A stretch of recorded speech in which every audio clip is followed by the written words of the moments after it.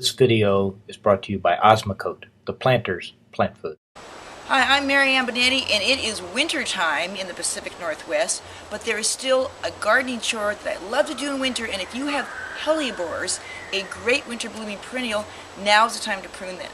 So let me show you some tips for pruning Hellebores. First of all, if you don't have Hellebores, this is what they are.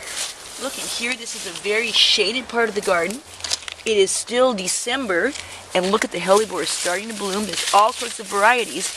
But the problem is, in the wintertime, you have all these leaves. I've been pruning off leaves of Hellebores, and now's the time of year to get in there. I'm also taking off these astilbe blooms.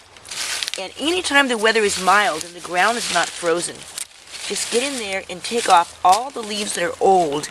Now I see the black on the leaves. This is a leaf blight. So as soon as I see that, I like to get in there and prune off all these old foliage. The old foliage is the foliage that you're seeing all around the Hellebores now, because what happens is after they bloom, you get the new, fresh, young foliage coming in.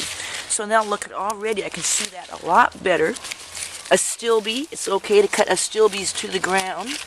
I would not be pruning any evergreen ivy or anything like that, because pruning stimulates growth on some plants. Now here's a tip if you don't like the whole bending over, kneeling down action, the lazy way to prune the Hellebores.